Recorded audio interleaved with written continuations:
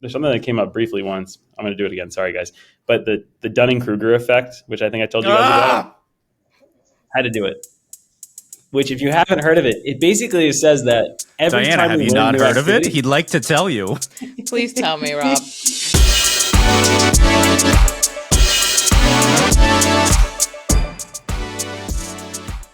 What's up, lifers, and welcome to the Daily Stand-Up with Lifetime Value, where we're giving you fresh new customer success ideas every single day. I got my man JP here. JP, do you want to say hi? Vita Valorem, baby. Vita Valorem. Of course, I got my own t-shirt on. And we've got Rob with us. Rob, do you want to say hi? Ciao, lifers.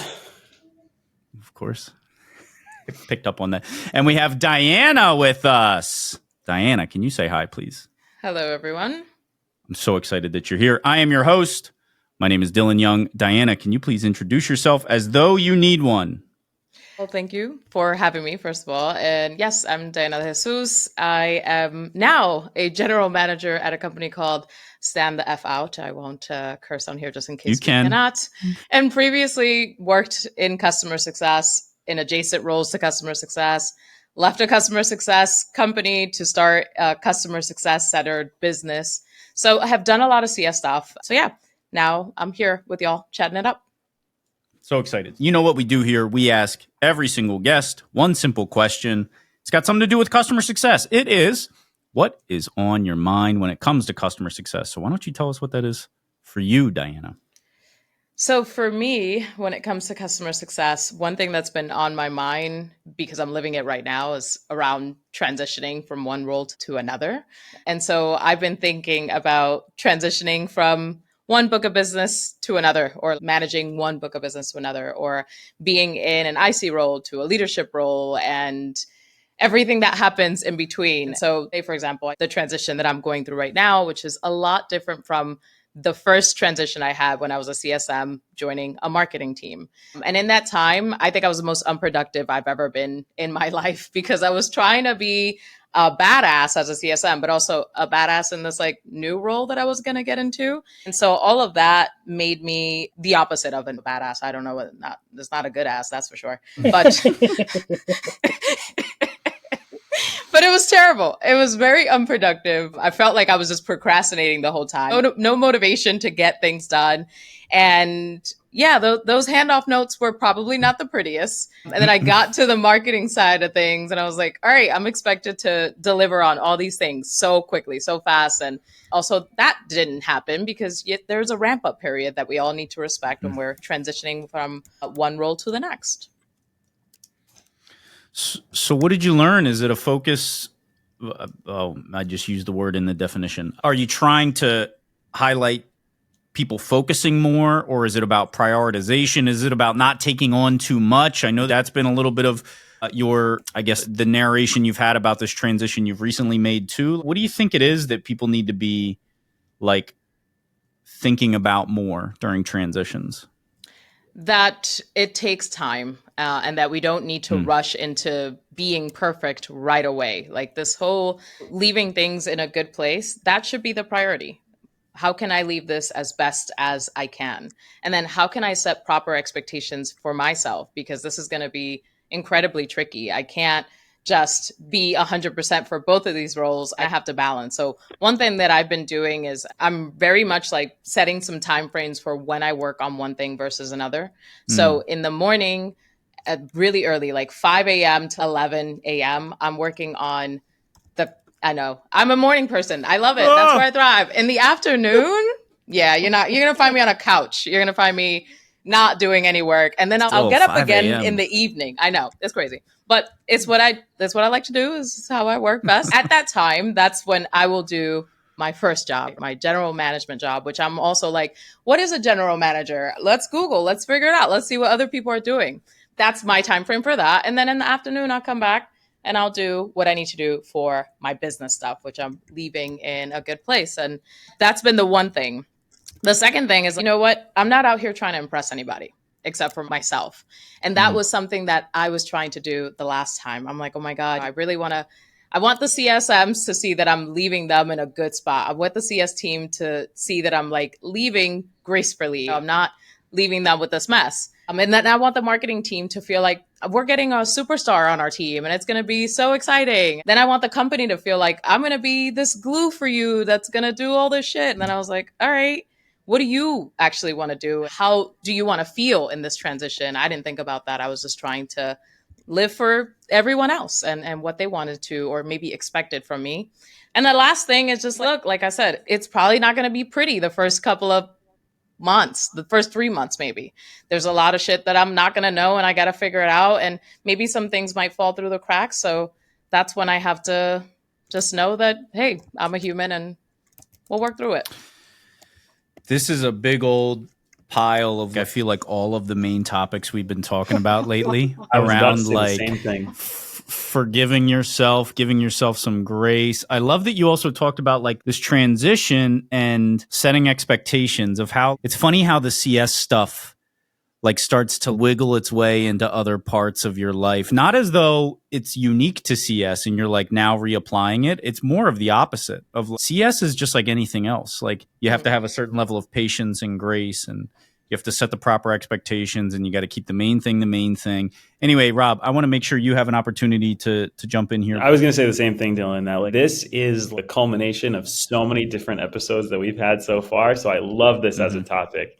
I think about JP talking about dinner rolls and buttered rolls. We talked about role transitions. I think about Kinsey's episode on imposter syndrome and conversations we've had with Janelle Friday on it, forgiving yourself and emotional intelligence.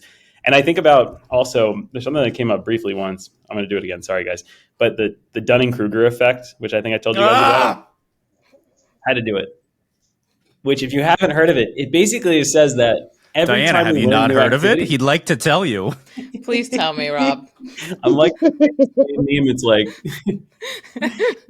but no, basically like this, it was one of the best things for me in terms of like practicing a certain degree of self-forgiveness in not knowing, in having imposter syndrome when I would do role transitions. Now I get it all the time because I like switch between clients and every time I have new imposter syndrome. But basically it suggests that the path to gaining sustainable knowledge and confidence in a domain is not linear. Your confidence starts really low and then it spikes up. And that's what they might call like the peak of Mount Stupid. And then it drops precipitously again, where you're like, oh my God, I realize I don't know anything, because you suddenly realize all these things you don't know. And then it slowly, gradually creeps back up to a sustainable level where you're confident in what you know.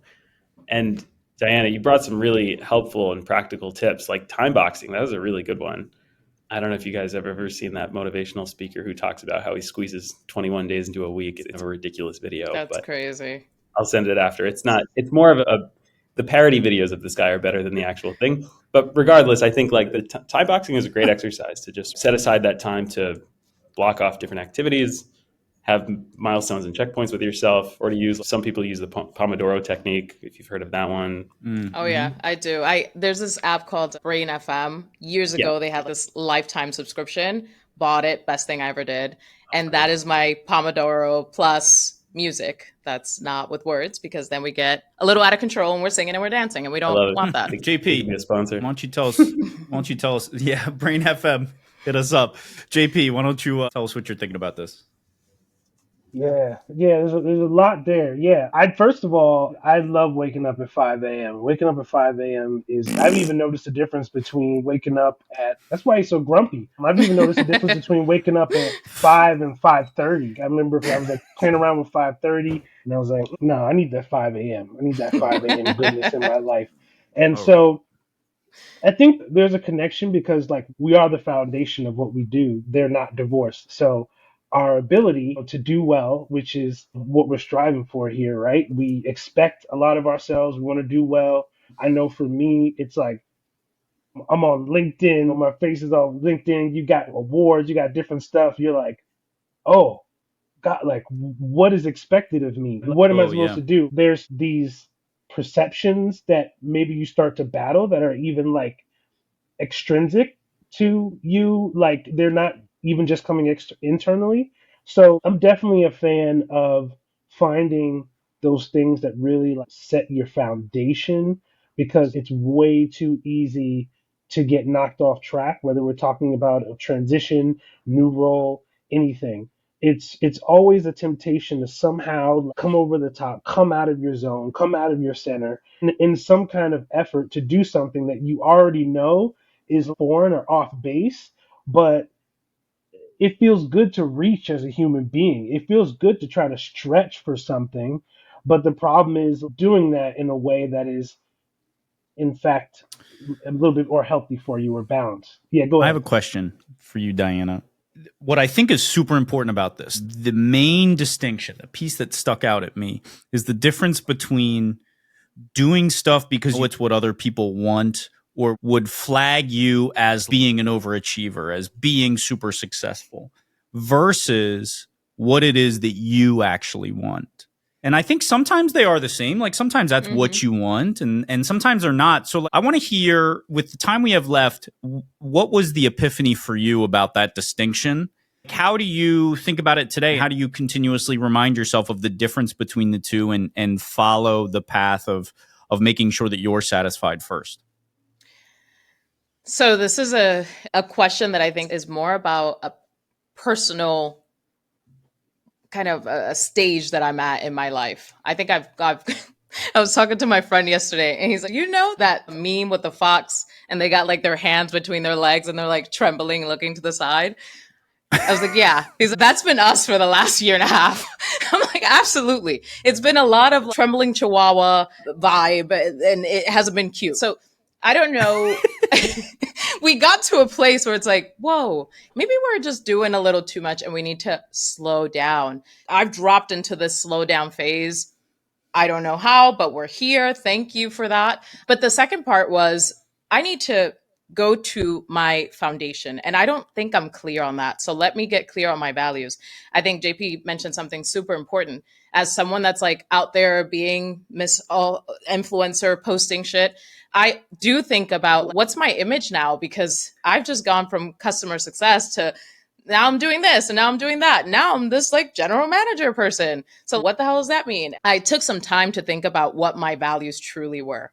Some of those things were funky, like fun is a top value. If I'm not having fun, if what I'm writing is not fun, I don't want to do it. I'm done with being boring. I'm done with being basic. The other one is around growth and like owning that growth in the sense of as a person, I'm growing. This is a personal journey that I'm going on and I'll take you on this growth journey with me instead of like, I'm just this very linear, very bare niche customer success person that you're always going to know what to expect from me. I want people to not know what the fuck I'm going to talk about next. And I like that. Or when you're going to swear. Yeah. Yeah. It's great. That's great. Well, Diana, that is our time. I love this story. I would love to have you back in the future to hear, because I know that you're working on some stuff with Stino. We love Stino, friend of the show, family member of Lifetime Value Media. So maybe the two of you got to come back when the project that you guys are working on, I think it's Strategic CS Labs. Is that right? Yep. Once that really takes off and you guys have some stuff to talk about, I really would love to hear about that. But for now, we've got to say goodbye. Absolutely. Thank you. You've been listening to The Daily Standup by Lifetime Value.